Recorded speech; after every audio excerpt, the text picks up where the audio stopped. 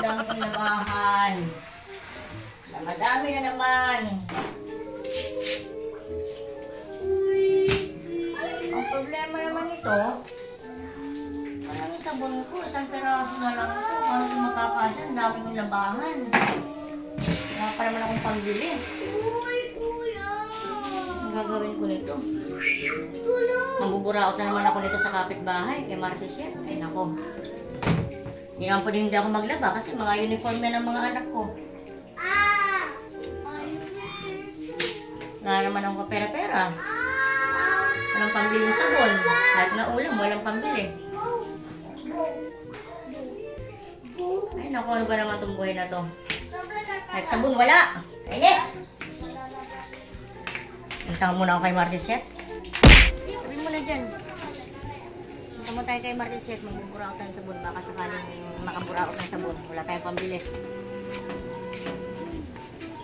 Ay nako, Sabado pala ngayon. Labada day. Labadami. Labango. Ay nako, ang isang ina.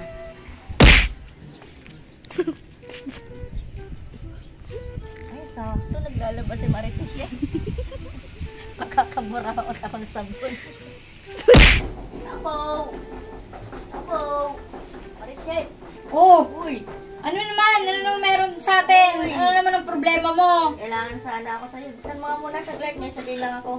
Ba naman, alam ko rin, pag meron kang, ano eh. O, pasok. Pasok ka dun, Maite. O, ano? Ako sa'yo. Alam mo ba si ano? Sino? Yung kumari natin na isa? O, ano nangyari? Nanganak na? Oo, nanganak na pala si Martes Rio. Oo nga eh, pupuntahan ko nga, sama ka ba? Pupunta ako dun. Wala akong pamasahe. Lalaki Wala natin. ako. Pati pa ba sa akin, buraot pa rin.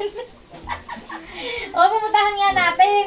Sama ka ba? Oo, sama ko Pupunta pa sana sa ako libre dun. mga pamasahe. Kasi nga, nanganak na para makita natin yung baby. Oo. Kala mo, di ko alam yung balita. Kala ko, di mo Siyempre, pa alam ako eh. pa ba, Marites nga eh. Kaya nga Marites, Kala ko, di yung mo mga pa alam latest, alam na alam ko agad yan. Uy, Diba? tama nga pala. Naglalaba ka. O, ano naman? Naglalabad kasi ako. O, ano Eh, problema natin? Wala akong sabon. Wala akong pambili.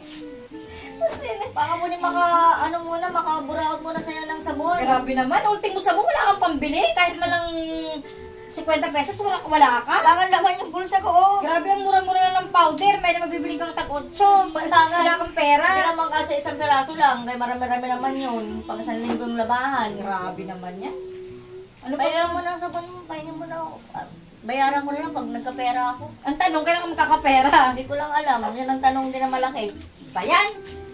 Alam na alam mo talaga na marami akong sabon dito eh, no? Oo, siyempre. Padala ni ate. Nakikita ko naman yan eh. Ngayon, buburaot ka ng sabon. Sa lagayan mo. Okay na ba sa'yo gato karami? Dito lang sa mangkong. Ba naman yan? Yan, okay na yan. Okay na to. Baka kaya naman sa'yo, baka kulang pa yan, oh. Oh, para hanggang ano mo na yan, bukas mo ng paglabada yan. Oo.